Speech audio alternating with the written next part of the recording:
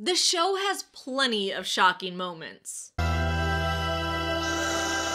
But even with those, there are some shocking moments in the comics that just haven't made it to the TV show. This is my personal list for 5 dark and or shocking moments that happened in the comics but weren't in the show.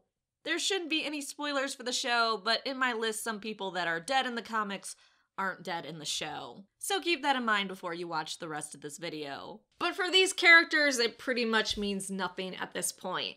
So let's start with number 5. Number 5, Carol goes off the deep end. Carol in the comics was very, very different than the Carol in the show. Yeah, both women had a daughter named Sophia, and yes, both were with the group since the beginning, but comics Carol was a bit weak. So in the comics, Carol loses her husband and begins a relationship with Tyrese. Well, Michonne had some issues with boundaries and decided that she wanted Tyrese. Tyrese, also unable to keep it in his pants, began an affair with Michonne. Eventually, Carol found out about the cheating and it hit hard. She even attempted suicide in front of her daughter Sophia by slitting her wrists. And then she later tried to get it on with Laurie, which she had kissed her before when she thought Tyrese was dead, and also kissed Rick a little bit later. She was kind of all over there. However, when she tells Laurie that she wants to be part of her and Rick's marriage, Laurie refuses, and this just causes the already depressed and unstable Carol to become completely unhinged. Rejected by Laurie and Tyrese, Carol went off the deep end. So she decided to offer herself up to a walker, and when it bites her neck, she replied, "Oh good, you do like me." That's a weird way to die, and an even weirder way to respond to someone munching on you.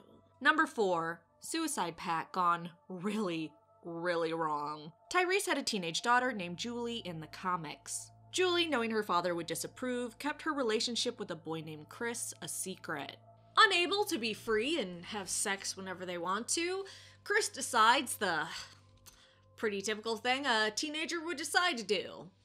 Let's fucking kill ourselves. He pressured Julie into a suicide pact, but things don't go the way they planned. While the two were supposed to fire at the same time and kill each other, Chris fired first and killed her before she could kill him. Feel like that was a bad idea in the first place, but anyways. So the timing was all off. Tyrese eventually finds his dead daughter and Chris sobbing. Tyrese then brutally murders the boy. Then he waits for him to turn and murders him all over again. I actually would have loved to see this in the show. Number 3, Maggie Had Enough. Maggie has lost every family member by this point in the comics, and she just can't handle it.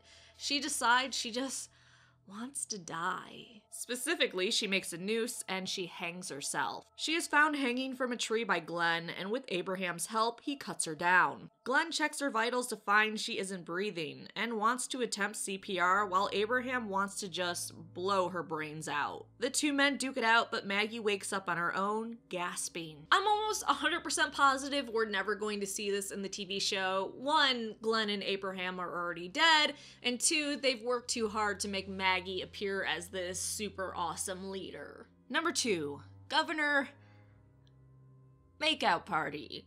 The governor in the comics is a certified psycho. I mean, in the show, he's still a psycho. Are you gonna be safe? I'm going back to the trusty itself.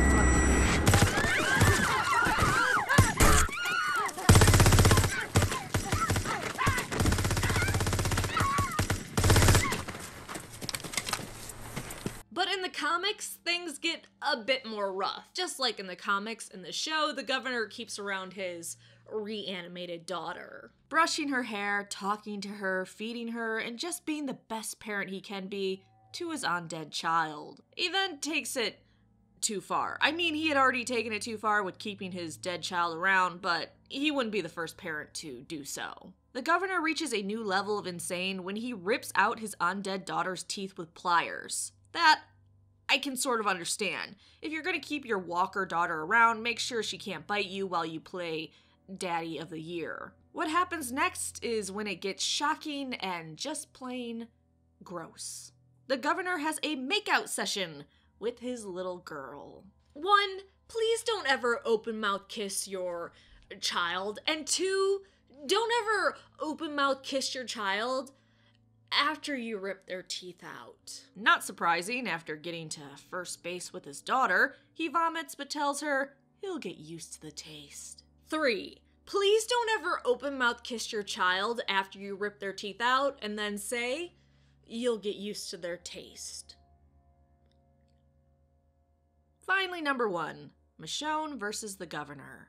In the show, it is Maggie that is held by the governor while Glenn listens close by. While Glenn also listens in the comics, it's actually Michonne that is captured. And unlike the show, Michonne is repeatedly raped by the governor. She has her revenge when she's freed from Woodbury and goes back to fuck up the governor. And things get really dark really quick.